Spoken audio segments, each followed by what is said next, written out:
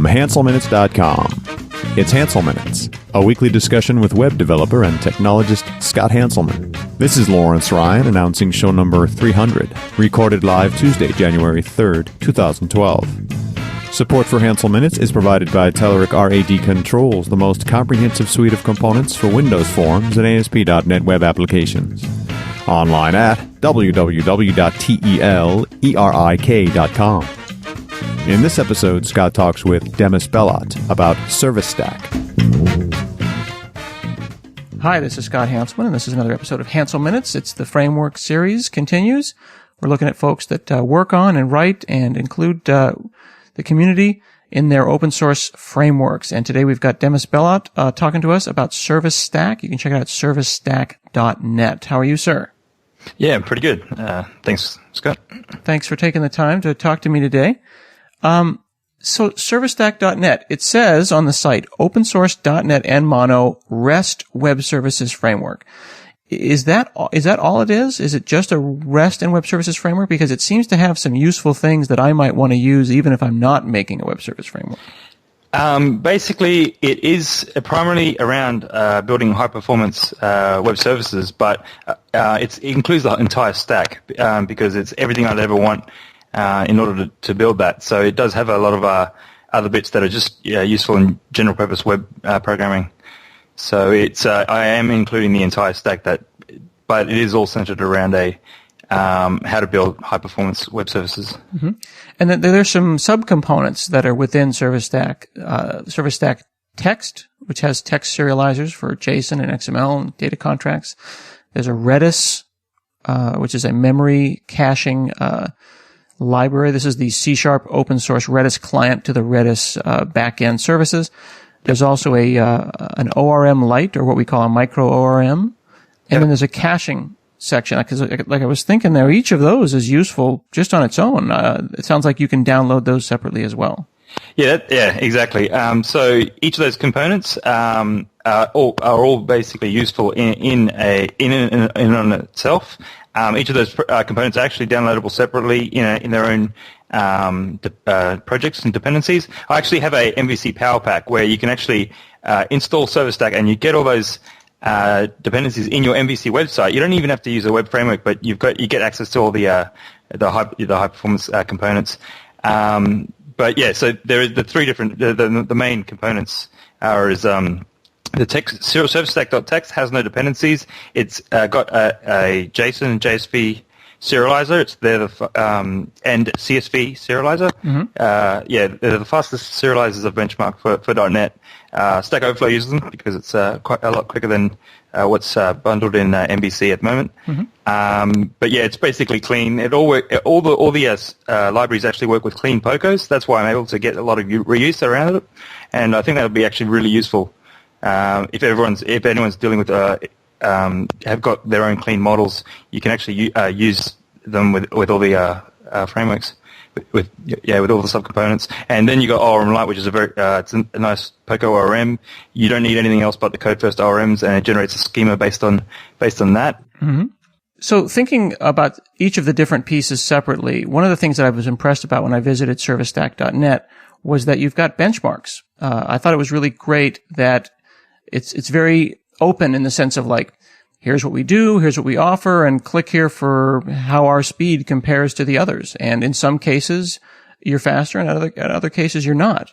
And that's pretty cool. I'm looking at the serialization benchmarks for taking some Northwind database rows, and there's a couple of times where you're faster, and then there's another thing called protobuf. What is protobuf? Is that one of your competitors? Well, Protocol Buffers is a the wire format. It's very optimized for point-to-point communication. Mark wrote the Protocol Buffer implementation. It's very, very fast. It's binary, but it is it's probably the fastest binary serializers for .NET. It's closely behind that would be Message Pack, which is kind of a newcomer on the scene. But in all my benchmarks, I've seen protocol buffers basically be the fastest. And yeah, so it's basically Google's implementation of binary serializer. It ends up being very fast, very small, very efficient. And Mark Gravel from also at Stack Overflow, he wrote a very excellent implementation of it. So yeah, in terms of serializers, he'll have the fastest serializer. But in terms of text serialization, that's what the JSON JSV serializers. I tend to prefer text serializations from a debuggability standpoint, and also because they're schemaless, they're actually a lot easier to work with, and you can actually edit it in line, remove fields, add fields, and it all works really well. Mm-hmm. So it's actually, they're all very resilient. But yeah, in terms of the text serializers, the ServerStack serializers do very well. In terms of they're the fastest text serializers for .NET. Yeah. I was thinking. I was thinking about frameworks in the context of. There's the existing .NET framework in the base class library, and then there's folks that write stuff that are kind of directly, I wouldn't say competing isn't the word, but they're re-implementations about what already exists. And is it usually or always speed in your sense when someone goes and writes something that already exists in the base class libraries? No, not at all. My initial problems are code first solutions. They always, in all my experience, they always promote a more elegant, simpler solution. And basically, I've just been unhappy with the high level, overweight abstractions. For instance, like ASP.NET Web Forms, I just thought was let's say it's a false server-side leaky abstraction, which didn't quite work for web programming. Mm-hmm. It works pretty well for Windows Forms developers, but I don't think it, in the end, promotes very usable code. WCF also has a server-side very thick abstractions as well on the server side. And yeah, I'd much prefer a cleaner, simpler interface where you can easily implement and easily test, taking clean models. Basically, it's as a pro developer practicing solid design principles kind of thing, where it's light, thin, and basically fast. And I do prefer all my software components be very fast, since I do believe it's probably the primary feature of an enjoyable end-user experience. Why do you think that your stuff is faster than the Microsoft stuff? Well, all the benchmarks show that. These actually aren't my benchmarks. These are the external benchmarks from different sites. I've got a couple of them that are mine, but basically the ORM, which shows in 3D frameworks like 12 times slower than Dapper and ORM Lite, is these are from Dapper's benchmarks. Then someone else did the serialization for the burning mug. Basically, every benchmark that we've seen, it's clearly a many factor of times faster than Microsoft solutions. Microsoft do some good things, like the core .NET framework itself is fantastic and it's very good performing. So you get the core libraries like the concurrent dictionary and those, they're doing really well. But there is the high level frameworks that don't perform so well. WCF is not so great a performer. SOAP is terrible. The JavaScript serializers is like the worst performance serializers out there, I think. Why do you think that is? I think they first I think they didn't care too much about JSON, because their XML data contract is actually quicker than their JSON, and there's got no reason for that to be. So I actually think they put a lot of effort in their XML data contract serializer. And the JavaScript serializer, it was a deprecated library that they've just resurrected and whacked in MVC. And I basically don't think they spent the time to rewrite a proper fast implementation. So it's because MVC on its is pretty good in a lot overall, but there are definitely some weak spots that could be improved. The reason I ask is I'm trying to get my head around where Microsoft falls down on library stuff, and I see lots of open source libraries that go and do faster versions of something. And then there's a benchmark that proves that, it's X times faster, 4X, 10X, whatever. Sure. And then I wonder, because benchmarks only tell half the story. The other half, of course, is kind of compliance, how correctly stuff is. It's easy to go and say, hey, I wrote this open source JSON serializer and I, for eached over it 1 million times and it's better. But it's difficult when you start thinking about edge cases and encoding and, character set encoding, regular encoding, correctness as well. And I wonder if is this something where Microsoft drops the ball on, where they are valuing correctness over speed, or are they just not very good? I do. So I do think Microsoft has to encompass a lot more situations, edge cases than otherwise would. Although JSON.NET, for instance, is a very popular JSON serializer, it actually has a lot more features than the JavaScript serializer that Microsoft ships.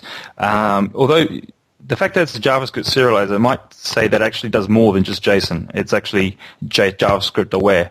And I've noticed this where it encodes script tags for embedded in HTML automatically. So that's a nice addition that it does.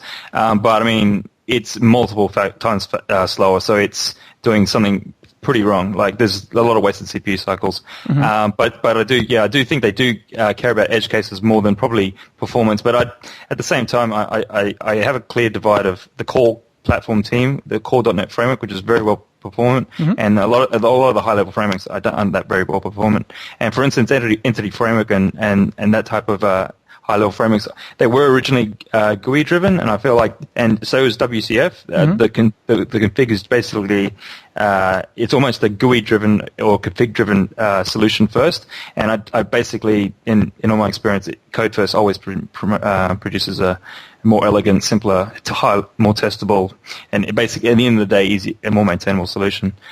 So I think I think the biggest problem is that they try to cater for the entry-level programmers and have no framework specifically for pro developers, because the pro developers, most of them I speak to, don't actually care too much for the GUI designers or the config or the heavy config-driven solutions. I think that's more of a what I like to call a drag-and-drop developer. Okay. Do you think that we've heard the term alt.net, of course, and I don't know whether you are self-identify as alt.net or whether you think the concept of alt.net is still around and healthy or not, but maybe we just say alpha geeks or more advanced people. Do you think that alt.net or alpha geeks are people that love the CLR, respect the base class library, but the higher up the stack they go, the higher up the deliverable from Microsoft directly they go, the less they respect this stuff? Yeah, absolutely. I think everyone's still on the platform because it's .NET's not actually the most vibrant open source platform, and that's where I spend my time. But it is, I think, is technically superior in terms of my eyes. Well, on the server, I don't particularly like it for creating UIs because I think dynamic is superior in that regard. Mm-hmm. But on the server, I do think it's just it's kind of leagues above the competitors, which probably would be Java and the JVM. And F#, and they're just first-class, world-class technology. So I do think everyone has a massive respect for the core CLR team. Mm-hmm. But at the same time, most of the pro alpha geeks actually are writing their own frameworks, and they're usually writing their own frameworks because there is a problem with the existing Microsoft prescribed solution. Mm-hmm. And so, yeah, I basically all the technical friends in the alt.NET circle, although I think alt.NET is probably the wrong term because it was an existing community which I've never was a part of. But the pro.NET web teams basically are writing their own frameworks or maintaining their own libraries. Mm-hmm. They're usually on GitHub and a lot of them are fairly mature libraries.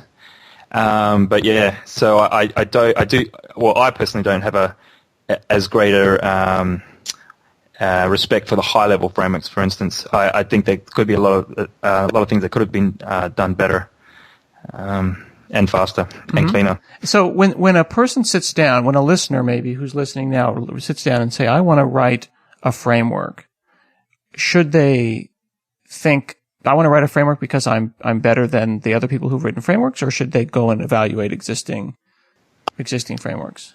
I think they should look at their requirements and see what their core requirements would be, and definitely check other frameworks at the time, without a doubt. Because it's something already written, already tested, is already mature. Mm-hmm. Is with a vibrant community is going to be a lot better than something you write in your own time.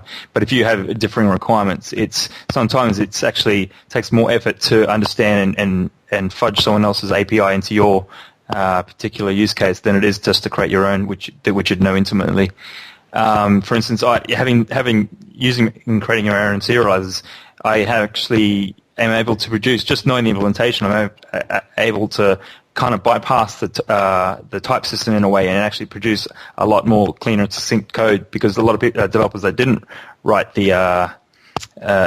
didn't have intimate knowledge of what the tools they're using aren't actually fully aware of its capabilities and where it can be used. So this is basically the trade-off between writing your own or using someone else's. But generally, I'd advise to go out and see what's out there. Although it is hard because there's not real one place you can look. Google can only do so much. Mm-hmm. But when someone who's learning about what they should do, trying to make a decision about how to move forward, like if I'm evaluating a framework, and this is one of the things I'm trying to accomplish with the framework series. I'm not sure if I'm doing it yet, though, is that I want to go and I want to build my, my banking application. And I don't know if the Microsoft stuff's going to work for me, but at the same time, there might be a dozen open source frameworks out there. I could write something myself. I could use ServiceStack. I could use something else. I could use a combination of all of them. Is it just trial and error? Are benchmarks enough? I mean, you had to have sat down and done some analysis and really made a strong case for yourself to go and write a lot of this code that you've written. You couldn't have just done it because you wanted it to be your code. Absolutely. No, I spent 2 years at the BBC as a technical architect, and I actually had to work on some really heavy SOA-like systems, and we did use we were a heavy usage of WCF, and there was actually the first SOA platform promoted by Microsoft was called CSF. Mm-hmm. It was actually an unmitigated disaster. It was actually quite huge. It was the wrong tool for the job, way over complex. And basically, most of the teams, it was like a 10, 12-man team for like 6 years just fighting the framework. And we were all following like proper design principles. We're all into enterprise integration patterns, very solid, very pro-developer teams. And we were basically constantly fighting the framework. So, having got all this experience about how to build web services, what the correct API should be, what the correct patterns are, and I believe the best patterns on how to build web services are actually from Martin Fowler camp. He's actually wrote some really nice. They're simple patterns that promote reusable services, and I feel like that they're the ones we probably should be imitating. And so I didn't actually find that with the WCF. We spent too much time fighting the framework. SOAP's very rigid. Mm-hmm. It's kind of, it goes against what the core essence of a service should be, which is interoperable and accessible to many clients, not just clients that have it. Yeah, not just SOAP clients, for instance, but you get to participate in those sessions. I had a good idea what the framework should be, and looking around, there was nothing at that time. This was like over about 5 years ago. Mm-hmm. So when I first started, ServiceStack, and it's been like great ever since. Like I've had major productivity wins just following some really simple designs and really simple things. I don't like. There's no code gen. There's no build steps. It's just everything's based on clean models. The frame, instead of inventing an artificial API, I actually have the framework bind to your model, so it basically empowers your model. So it's like the API is invisible. It's much easier to work with, much more productive, much more testable, and basically it's just a massive win for myself in all the projects and all the systems I've put it to work in over the years. So it's basically a matter of experience, being hurt. We call that first implementer's pain. Having worked with a lot of external technologies, I was an ex-Java developer for many years. Got to use a lot of message queues and other enterprise integration patterns that basically, in many cases, are usually a better fit than web services as well. So I got a lot of exposure to a lot of technology. Kind of formed, in my opinion, what the best way it is to develop a kind of SOA-like systems, and basically built a framework that promotes that idea. So, yeah. So forgive me to kind of harp on this point, but I want to kind of make sure I understand that the kinds of thinking and the kinds of tools that someone who is trying to decide what framework to use or is trying to write their own framework should use to make a decision. You're saying that you looked at Fowler and you looked at some patterns that were appropriate for deciding, as well as, it sounds like, suffering if I may use that term, Yep. with existing frameworks that just simply weren't cutting it. Because I'm trying to understand, should someone immediately assume that an existing framework is not going to work for them? Or should they go and do the work, abstract away the pieces that aren't working, and swap in entire subsystems? And at what level? Because at the beginning of the talk, we started looking at, you've got a text manipulation and serialization library, and that is separate and downloadable from the caching one, which is separate and downloadable from these other ones. Do you create your systems in that way where you say, I have a hunch that serialization is going to be an issue, so I'm going to make sure that is all done and factored out such that I can swap in and out trivially any number of libraries and then, fail fast? Yep. So I think in every time you make a massive technology choice, you should prototype you should pick a handful of frameworks that you're evaluating and definitely prototype solutions with it. I think that's the best way to actually work out if it's going to be the best fit for you. In terms of how ServiceStack has evolved, I basically I originally used the .NET data contract JSON serializer, but once I did the benchmark, because this is when I was working at Enflow, where we actually try to chase down every wasted millisecond, for instance, and so for instance, these were actually problems with the existing tools. So for the JSON serializer, we wanted to get instant response times. We were benchmarked what the serializers were. We were actually quite sad to learn that JSON was actually a lot slower than XML, and that we knew that was just not meant to be, and so we basically created a JSON serializer for that because we knew there was a lot of wasted CPU cycles there.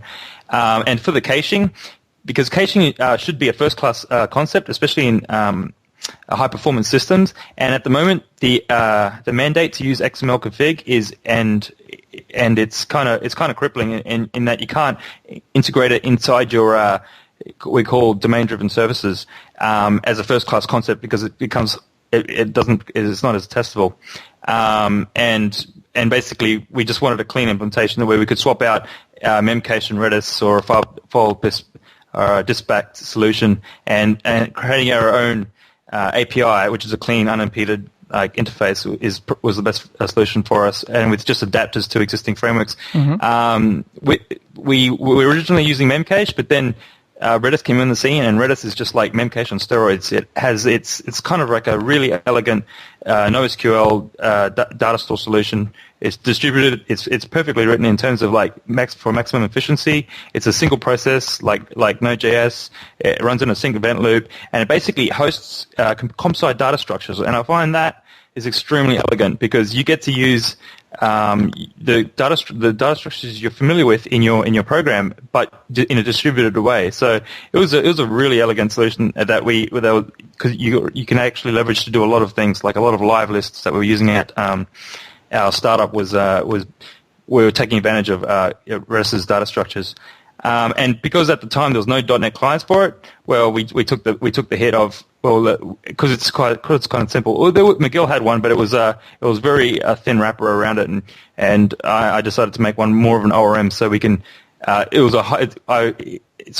C# Redis client that's in ServiceStacks is in ships with 3 clients. It has a byte only client, which is a very one-to-one mapping with the Redis layer, and then it has a string for UTF-8 strings, and then a typed POCO client. So it becomes very easy to deal with generic types as clean POCO. So once you're at that level, you actually can do a lot of functionality with little code because you're dealing with complex types, and we hide all the serialization abstractions away for you. So yeah, that was the reason why we originally did it. But the first cut of ServiceStack was using the existing Microsoft JSON data contract serializer. It was using Memcache, using with the ASP.NET caching provider, and it was using ASP.NET sessions. But over time, we've basically abstracted that out and got to what we have today. Yeah. So it sounds like you started saying, I want to make some clean JSON services on top of my existing domain model. Yeah. And things kind of got more and more complicated, and your requirements for performance were greater and greater. And then you started factoring things out, and ServiceStack grew up out of that. Serialization became a problem, caching became a problem, etc. Yeah, in terms of we were chasing down every inefficiency basically. So we looked at the end result, and I feel like this is like the Google approach as well, where they actually look at the end result and find out what's the quickest way to get there and what's the most efficient delivery, what's the most deployment. So if you look at their how they deploy their single page applications, Gmail and Google Maps and that like, is actually very their development story, where they invented the speedy protocol. They invented protocol buffers just because they're the best performance solutions to get to the end result. Mm-hmm. And so we were basically following that path, where it's, okay, what's the fastest way to deliver this like these services? And we're like, okay, we need to cache it. Okay, we need caching it, and we would rather what's the most efficient use of caching? And it's like we cache on validity instead of like based on time, because time is you don't get the best result. You can get stale caches back, mm-hmm. and this is why we wanted to make caching a first class concept, because in our domain model, Redis actually served as a database shield where we were getting 90% cache hits and upwards of that, and so every time we kind of saved the domain model, we would invalidate the cache, and we'd know exactly what caches we would need to invalidate. So basically, all we were having is we were serving our data set straight from Redis. Mm-hmm. So in the end, we basically looked at what our requirements were and worked backwards as like, okay, now we're going to have a gzip layer, we're going to have or a deflate stream. It's going to be cached, and the actual so what service stack caches is a one line, right? And it would actually cache the deflated version, if your browser supports it, of the JSON payload or whatever endpoint you're hitting. You actually get the final output cache into the Redis or whatever your caching provider is, and that gets written directly to the response stream. So this is like closest probably the fastest way you can serve a web service response in .NET in managed code, and that's kind of where we got to. So we worked our way backwards, worked out where the inefficiencies were, and basically coded them in. So are you using the protocol buffers technique for communication, in between tiers within your own stuff, and then you use JSON serialization when you kind of exit the service layer? No, we use Redis. So when we talk to Redis, we're talking to we basically use the JSON, the JSV serial. I've invented my own format, which is quite slightly quicker and more compact than JSON, because it uses CSV style escaping, which is actually a bit more performant than JSON encoding. And we use that for .NET to .NET services because it's actually a lot more malleable. I believe we're about twice as slow as protocol buffers, maybe a bit more. But what you gain in versionability and resilience of your services, and being able to actually debug it and version it over time is something was a trade-off we made. In .NET to .NET services, we basically use the JSV, which is the quickest text serializer. So I'm confused then. When is the protocol buffers used? Oh, we don't actually use it. Oh, you don't use it. So you support them? No, Stack Overflow supports it. But, as a benchmark, as protocol buffers was in the benchmark, but it's not in Service Stack. It's just like an anchor to say what the fastest serializer is. I see. So protocol buffers is known to be the fastest way to serialize something because because it's just so very light. Very light, very efficient, and Mark has a really great implementation of it. And Google invented the wire format, and it does some really neat tricks to get it really, really, really small and really fast. Oh, interesting. Okay. Mm. So what do you think about Service Stack as it relates to the WCF Web API stuff that's coming out, and how should people, when people are considering making their own services, where should they look at where your things fit and where the new stuff fits? Okay, so the Web API, they've got this heavy REST focus. And I think I think it's a massive step over WCF, and hopefully WCF SOAP services weed itself out. I probably have different concerns because as in they might want to take every use case, where I would like to provide an API that's kind of expressive. So, for instance, I will have an API to return a dictionary of strings, and that will be a HTTP header. So I won't have I'll have some strong type constants to indicate the HTTP header name, but I'll leave a very thin open API that you can actually return create any custom HTTP headers you want.